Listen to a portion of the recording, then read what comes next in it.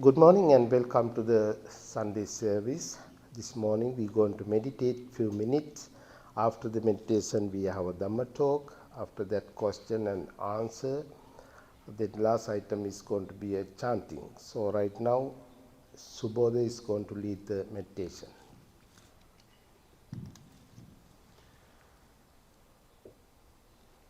All right, let's get into a comfortable position. Take a couple of long, deep breaths.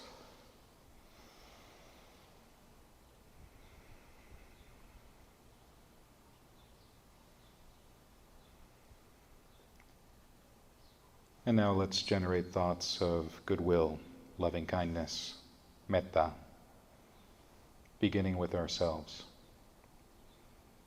This is a sincere wish, a wholesome desire for our true and lasting happiness. We might think to ourselves, may I be happy, may I be peaceful, may I be free from stress and pain, free from suffering.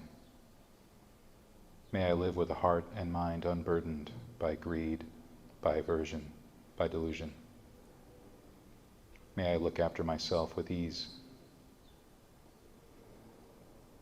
And then we can extend those thoughts to our loved ones, our dear ones, our family, our friends, our respected and admired teachers.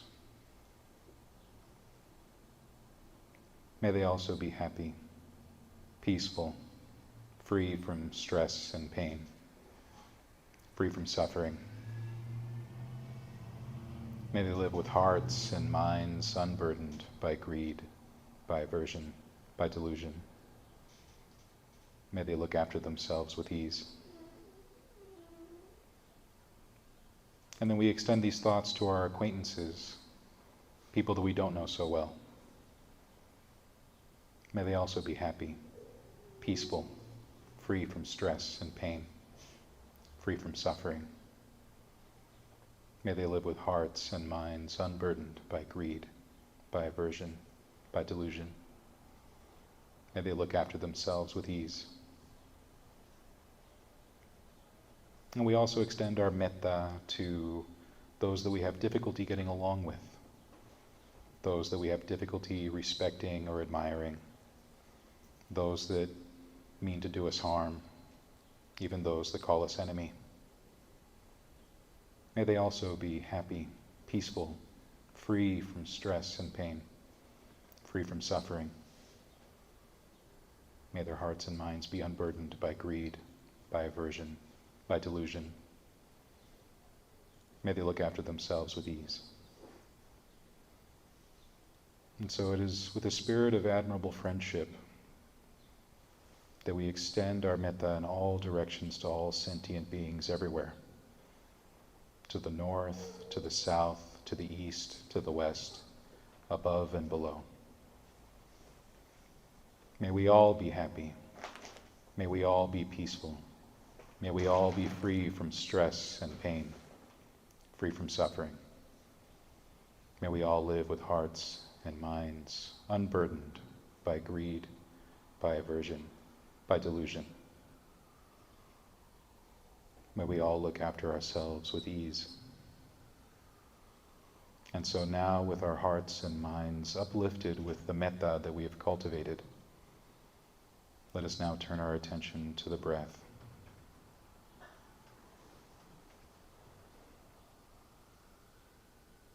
We bring mindfulness to the fore, ardent and alert, setting aside greed and distress with reference to the world.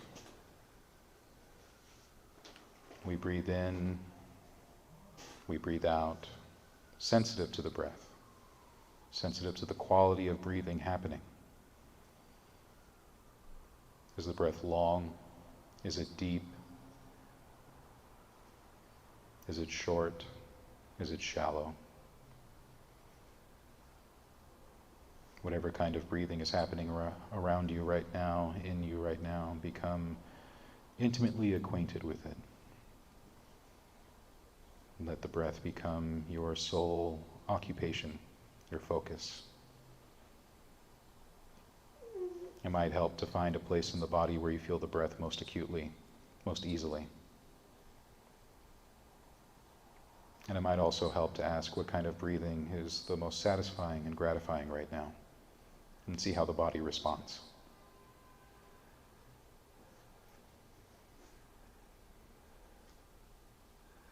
For the remainder of this time in meditation, anytime the mind wanders away from the breath, whether it be thoughts of the past, thoughts of the future, or various fantasies around likes and dislikes, set them all aside. Let all of your attention be on the breath. And every time you wander away and you catch yourself, bring yourself back with an especially gratifying breath. And then return to the task at hand, mindfulness of breathing. This is how we cultivate our minds, develop our minds in skillfulness. It's how we give rise to tranquility, give rise to insight. And so this is the task that we have with us for our time in meditation together until we hear the bell.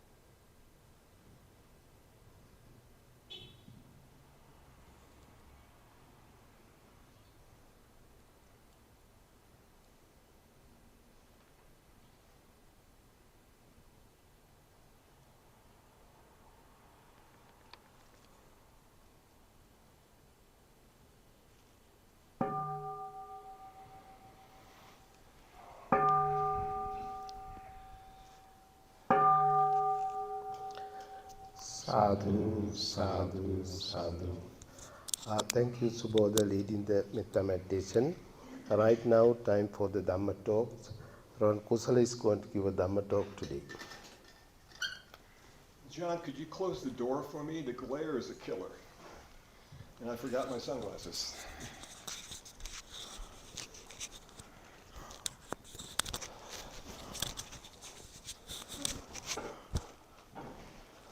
Thank you. Okay, happy 4th of July weekend. I'm sure we all had a good night's sleep on the 4th of July and there were no fireworks or big bangs going off at all. Man.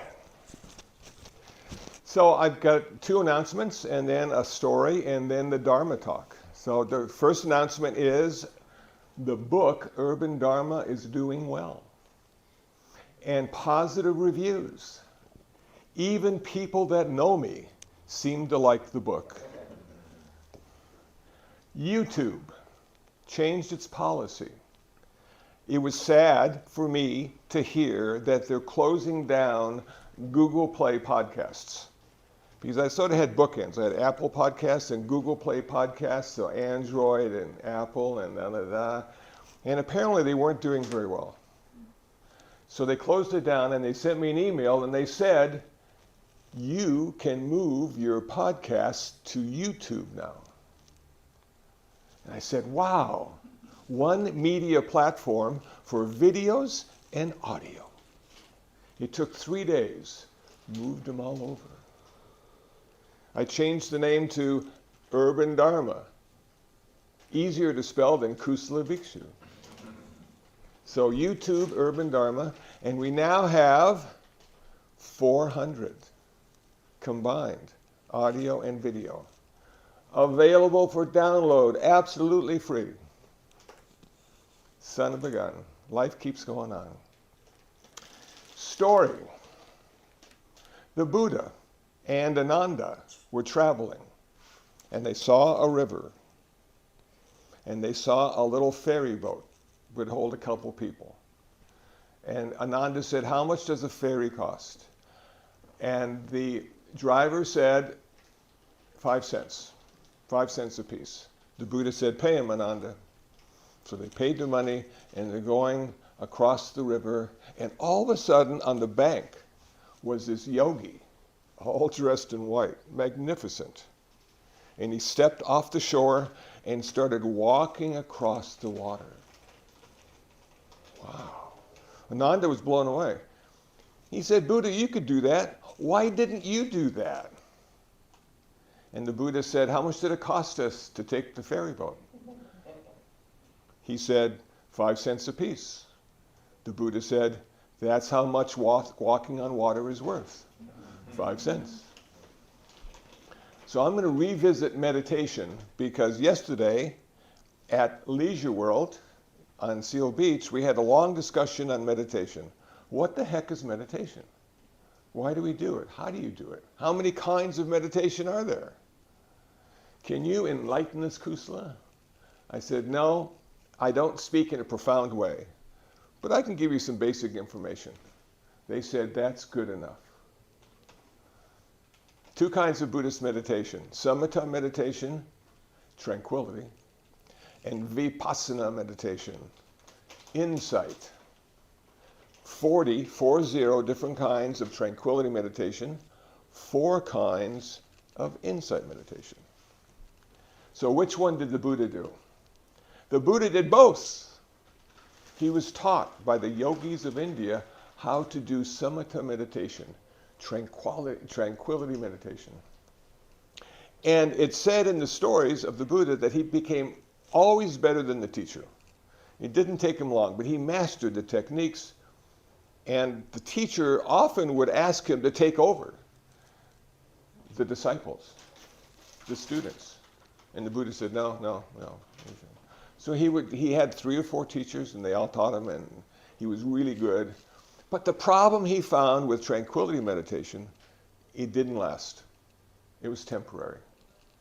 When you went into all the different states of deep concentration, your suffering ended. You became, in the present moment, a new person. But once the gong rang and the meditation was over, everything came back.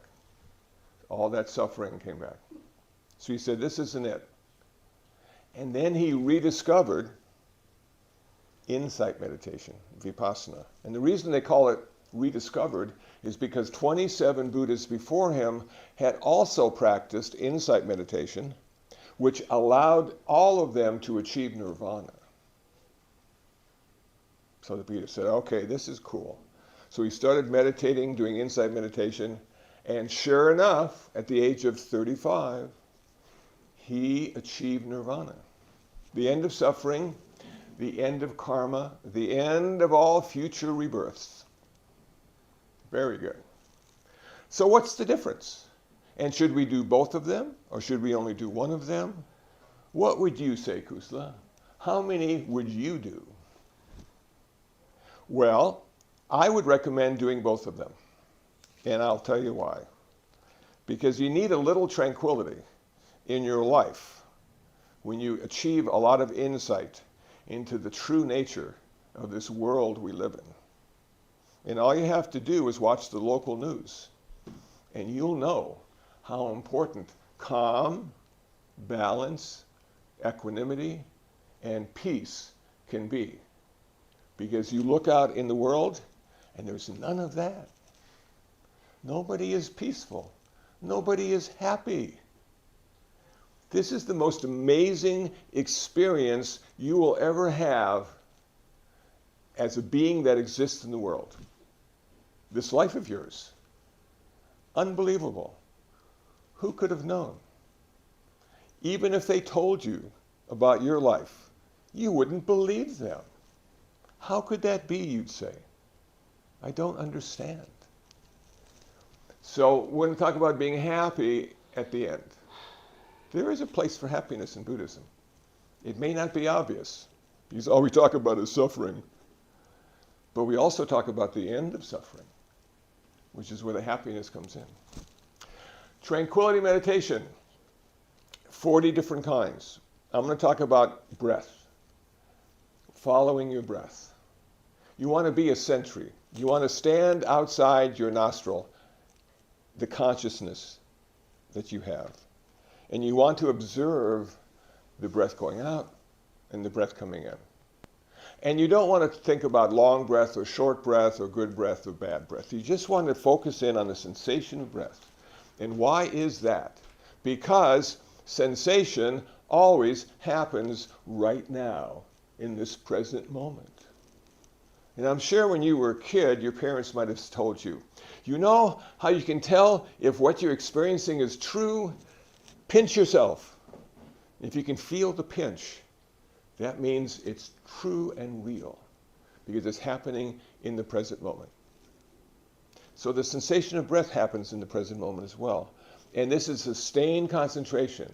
And you bring your consciousness to the tip of your nose, and 5 characteristics arise. Applied thought, sustained thought, happiness, bliss, and equanimity. Now, think of a wild horse that you want to break and be able to ride eventually. And you get the lasso and you go out there and you lasso the horse, and he would buck and he'd try to run away and he'd try to kick you, and you held on, really held on. And if you did it long enough, he would just sort of calm down. And you could actually take the rope off of him and he'd stand right there. He wouldn't even run away. You broke him. Okay, so we want to break our consciousness from going away, because it gets bored really easy. It's not going to be excited about following the sensation of breath. The beginning and the end is exactly the same. There's no story there. So you hold it there, and you hold it there, and you hold it there, and eventually it simply rests on the sensation of breath without willfully applying the intention of holding it there. Applied thought, sustained thought. Those 2 characteristics fall away. Now you have 3 characteristics left. Happiness, bliss, and equanimity. So we're going to talk about bliss, which is also known as pleasure. And if you're paying attention to what I'm saying, what you realize is that Buddhism is a path of renunciation. You don't gain anything. You get rid of all the stuff that prevents you from being in nirvana or being in enlightenment. Oftentimes the Zen masters will say, you're already there. And you look around and say, this is it? And he'd say, not yet, not quite yet, but you're already there. You just don't know it. It's like us today saying, I wish I was in Los Angeles. And somebody would come up and say, didn't you look at the map? You are. And you'd say, no, this doesn't feel like Los Angeles. But it is.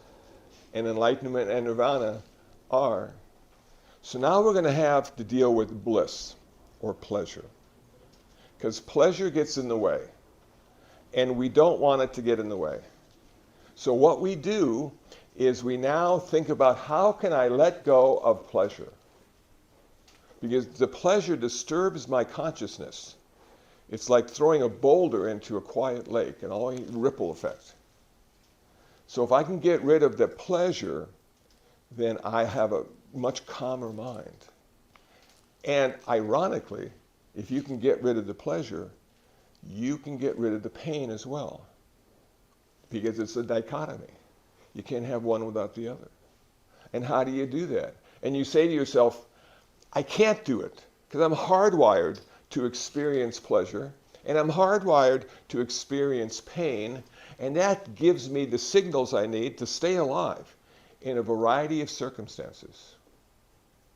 And then the meditator would say, aha, it's not my job to get rid of pleasure. It's my job to get rid of the attachment to pleasure and the aversion to pain. Attachment and aversion. And what did the Buddha say one of the major causes of suffering is? Attachment, clinging, holding on to all the good, pushing away all the bad. And we can't do it. You can't push away the bad. You can't cling to the good. Everything is in a constant state of flux and change. So the meditator reflects on attachment to pleasure and aversion to pain and comes up with a solution. Now, for each and every one of us, we may have a uniquely personal solution. There's just no one thing. It depends on you and your karma and your birth and your life and your death. All those things go in to finding the attachment to pleasure and the aversion to pain. But you succeed. You stick with it. You've done it. I don't feel the pleasure anymore, and I don't feel the pain anymore. I got two characteristics to go, happiness and equanimity. So now I find that happiness is more subtle than pleasure, but still creates these little wavelets in my consciousness. And if I could get rid of my attachment to happiness and my aversion to sadness, the quiet pond would become still and reflective. Just like our consciousness becomes. So the meditator works really hard to get rid of the attachment to happiness and the aversion to unhappiness and sadness, and succeeds. And now there's only one characteristic left which we don't want to get rid of. And it is called equanimity, perfect balance of mind. Attachment, non-attachment at the same time. Profound, blissful, but not in the old sense, in the new sense.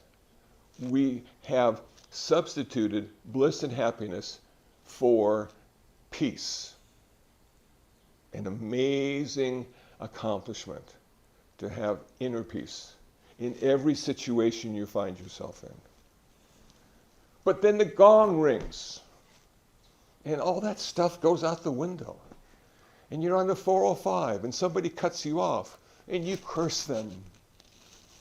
And you go, what happened to all my peace and my calm? I worked hours and days and months to achieve it. And it's right out the window, which is the same thing that the Buddha found as he was working on his tranquility. So now we get into insight meditation. And the reason I think it's important to do tranquility meditation first and insight meditation second is because when you get into this insight stuff, it can be really difficult to see and experience and to integrate because it's not what you think it is.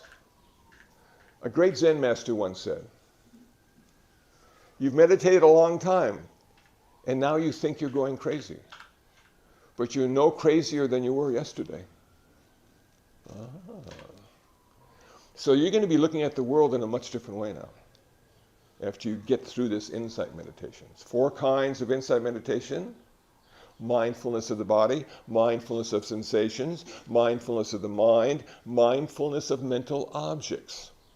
So I'm going to talk about sensation and body. Okay, mindfulness of the body.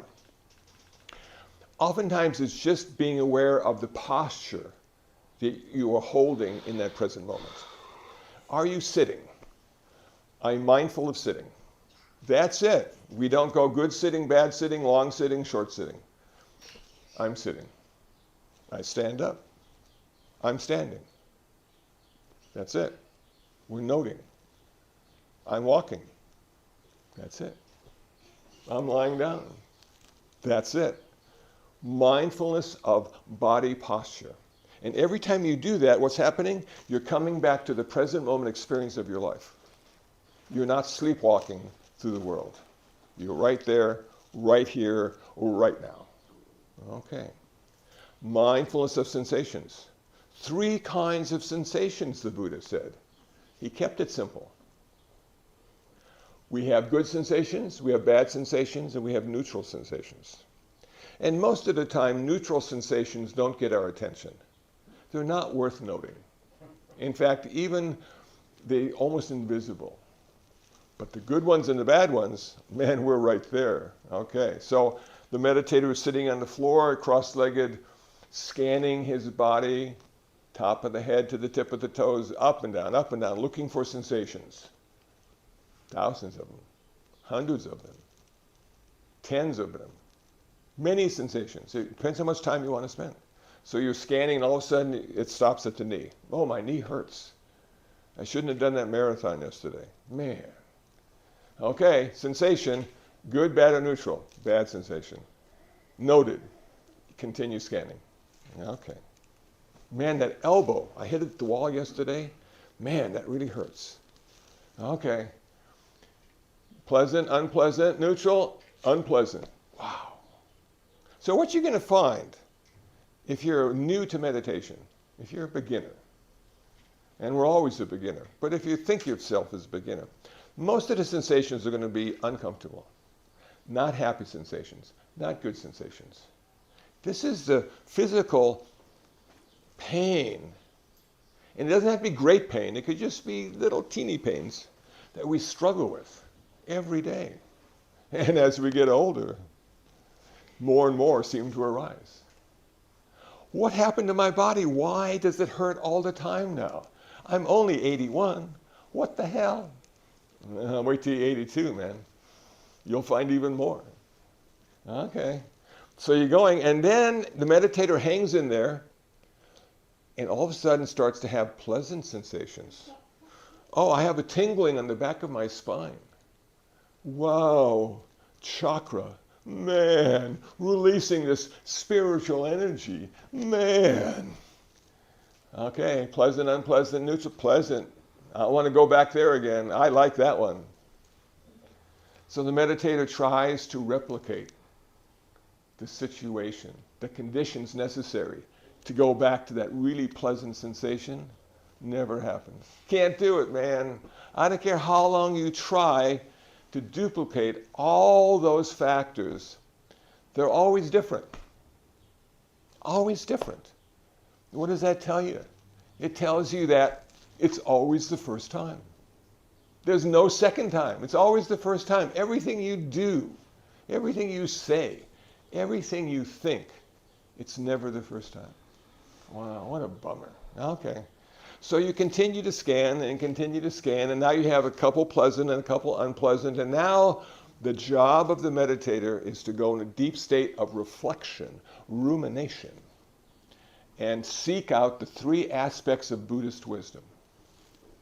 Number one, first aspect, life is ultimately unsatisfactory. What a bummer.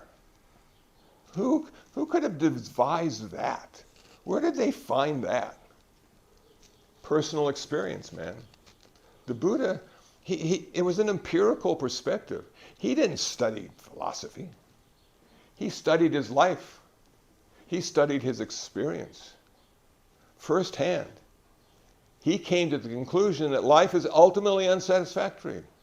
When he went through the city with his charioteer Channa, what did he see? First thing he saw was this really sick guy.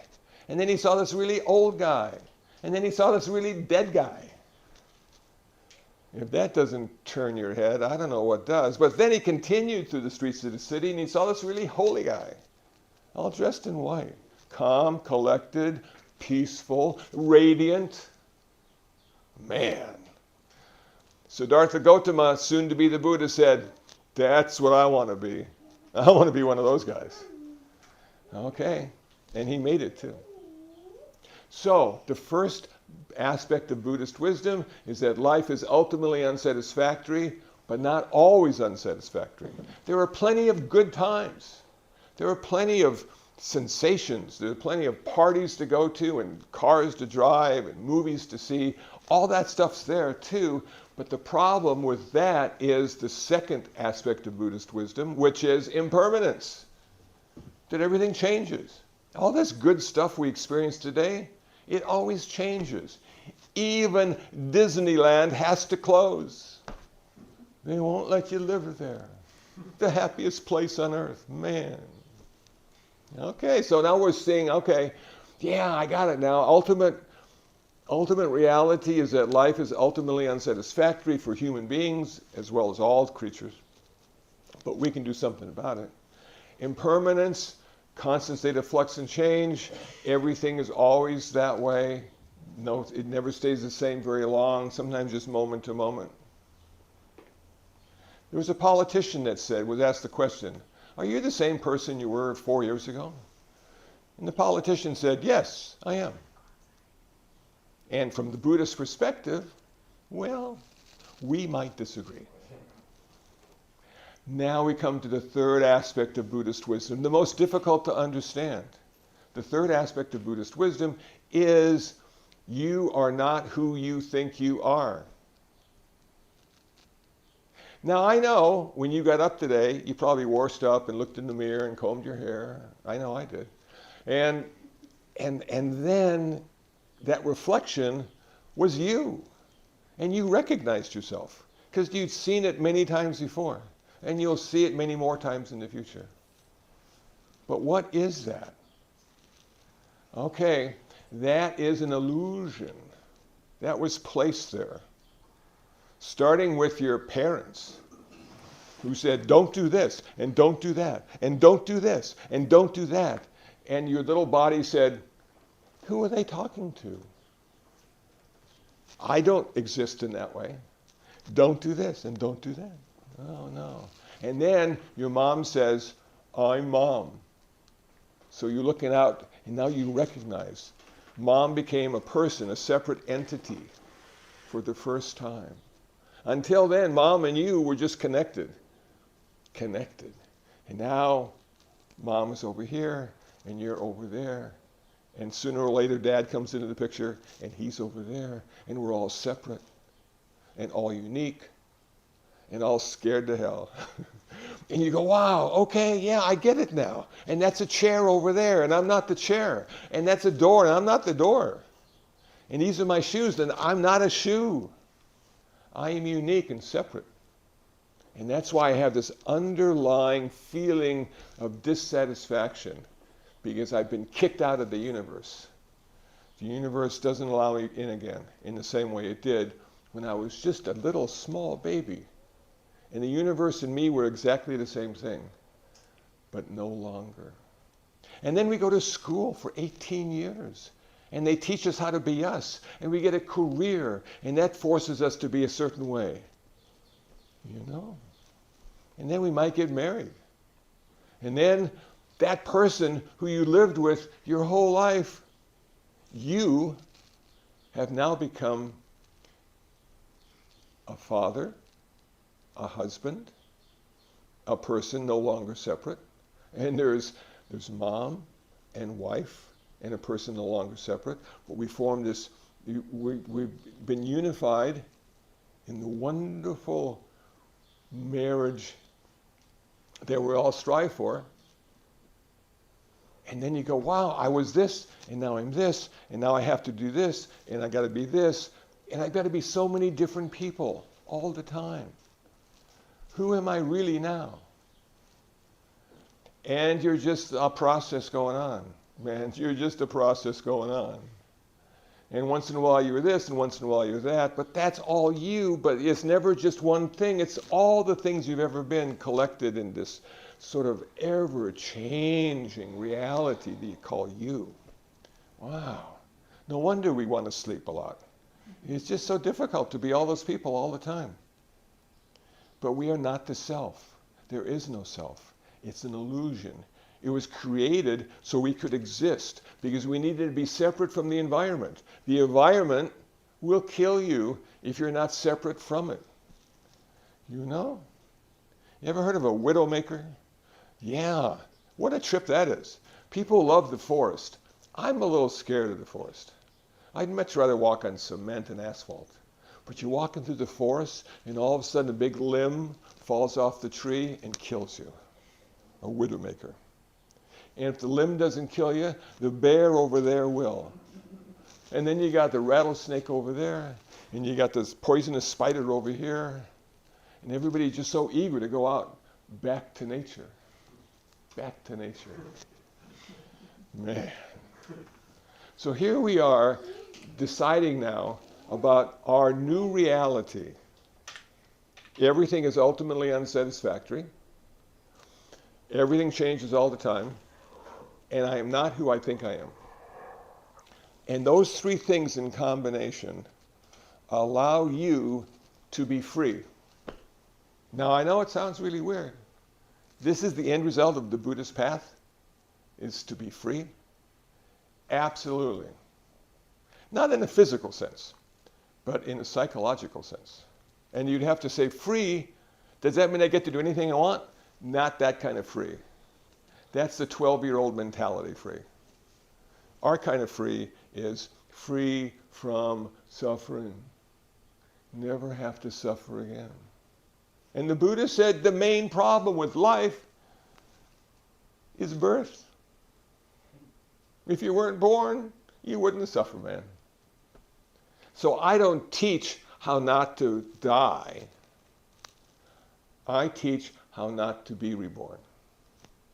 And once you achieve nirvana, it ends your suffering, it ends your karma, and it ends all future rebirths, because what migrates from lifetime to lifetime in Buddhism is not a soul, but it's your karmic energy. So as long as you have karma, you'll be reborn. So I looked at my family, I go, well, mom, dad, and I had karma. I showed up a couple years ago. You know, and I couldn't have done it without mom, I couldn't have done it without dad, and I couldn't have done it without my karma. So Buddhist meditation is designed not to transform your body, it's designed to transform your consciousness, to get rid of the greed and the hatred and delusion, and exchange it for generosity, kindness, and wisdom. How long does it take? Rarely is it one lifetime. It takes a while. But in each lifetime that follows, it'll be better. You might not remember your past efforts, but they'll be obvious in your karma. And you'll have a little better life each time. And then finally, when you make it, when you achieve nirvana, like the Buddha did, then the real work starts. You help everybody. The Buddha didn't sleep. He got a couple hours, but people wanted to talk to him. His spiritual eye, his third eye, could see who was suffering and who needed help, and he would go find them. And somebody asked yesterday, well, did the Buddha stop meditating after he achieved nirvana? No. The Buddha meditated until his last breath. And you'd say, well, but why would he do that? He already got the final goal. He already achieved nirvana. He never had to suffer again. Yeah, but he had an old body. He died at 80. He walked a lot. They didn't have cars back then. And sometimes he'd literally have to sit down because he was tired and his back hurt. The Buddha was tired and his back hurt? Yeah, man, he was a human being, just like us.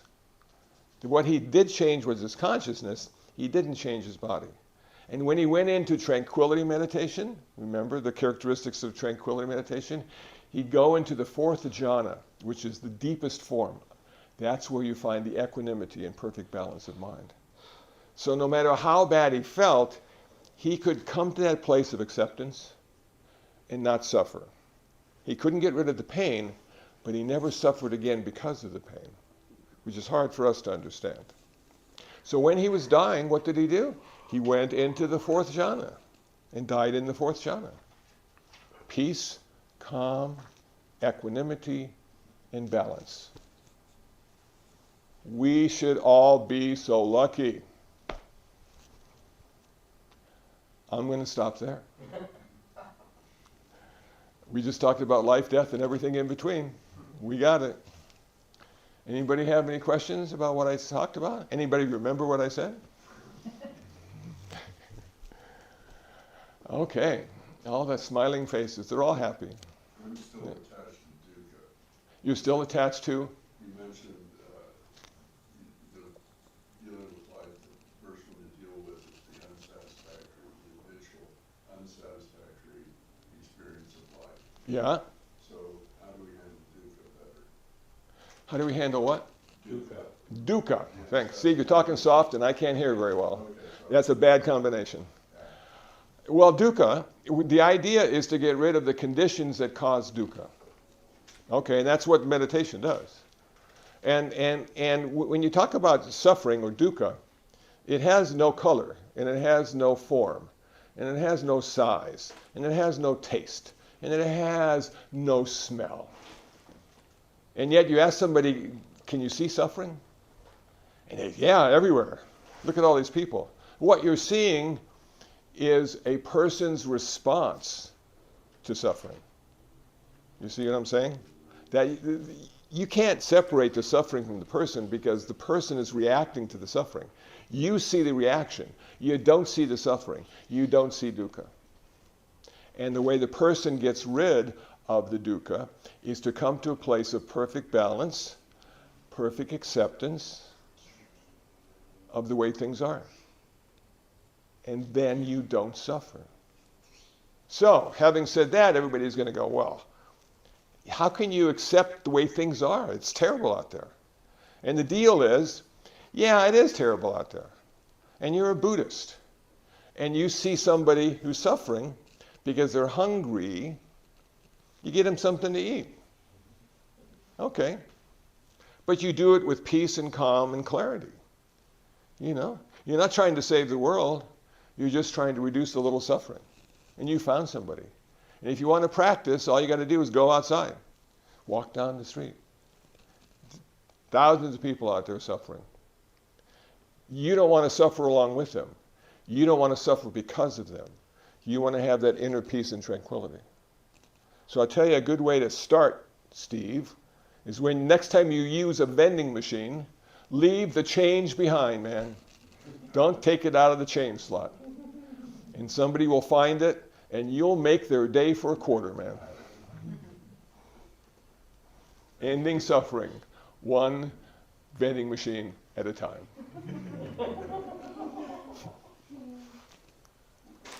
Was that helpful, Steve? Yes. Okay. Good. Okay, well, if there are no other questions, thank you all for showing up on this wonderfully hot and 4th of July weekend. And I will turn it over to the universe, man. The universe.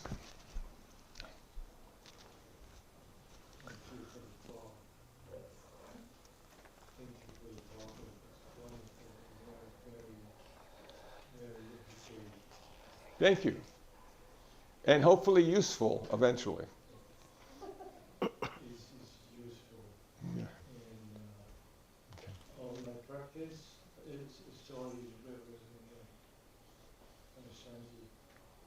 All my practice, I don't know because I'm getting old. Or You too? yes, Okay. but because I'm getting old, that's why I feel my attachment is less than when I was younger. So, and actually I feel more peaceful Yeah, yeah, yeah, than before. yeah. Like now I don't care about my hair. I used to have It looks okay, hair, though. I had to take care of everything. Now I just shave at home and do it. I don't care if people say, oh, it's a bad look or something. No, I don't care about my dress because I just have something cover my body. And I feel peace. Yeah. I think that's part of the simplicity of aging, that we find we need less stuff. And it's okay. Let the young people get all the stuff, because they think it's always going to change their life. And it never does. In a good way. This is the part of the touch, not attached to material, like but not intention.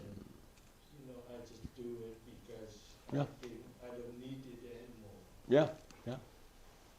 I agree. I agree. Good, thank you.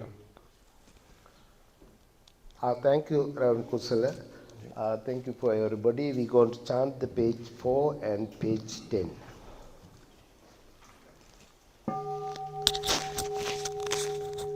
Namo tassa bhagavato arahato samma sambuddhassa.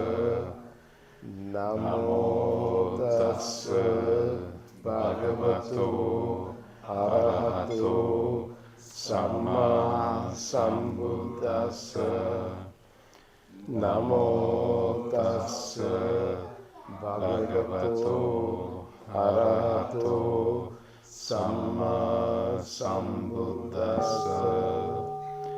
Buddham saranam gacchami, Dhammam saranam gacchami, Sangham saranam gacchami. Sentient beings are numberless. I vow to save them all. Deluding passions are inexhaustible. I vow to end them all. Dharma gates are limitless. I vow to study them all. Buddha's way is supreme. I vow to attain it. May suffering ones be suffering free, and the fear-struck fearless be. May the grieving shadow grief, and the sick find health relief. Nguyện nhi tự công đức phổ cập nhân đế na tần tự trong sanh nghe gai con thái phà đạo. Nguyện nhi tự công đức phổ cập nhân đế na tần tự trong sanh nghe gai con thái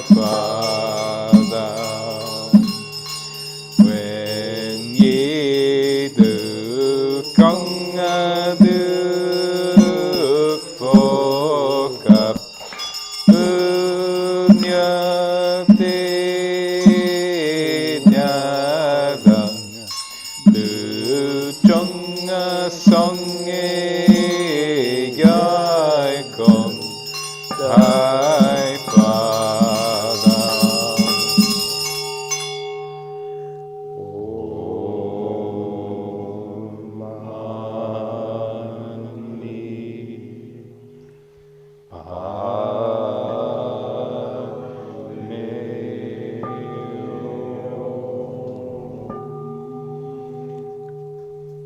Thank you for everybody. A couple of announcements. Coming Saturday, 13th of the July, we do have which is called Lotus Festival. It's Asian Pacific Cultural Program in Echo Park. It starts around 11 o'clock, but we are going to be there 10 o'clock because we have to blessing for them the opening ceremony dragon boat. So please come and join if you have time. Eco Park, there are a lot of food booth, a lot of cultural program, dance, Asian, so many things. So come and join if you have time. The coming Sunday, 14th of this month, Dhamma teacher, the Sai Maharjan, he's going to give a Dhamma talk. I just send the message for him. I want to make sure whether he's coming. Yes, he says, yes, Bhante, I will be there. So come and join also that Sunday also. That's the announcement right now. Be prepared sometime the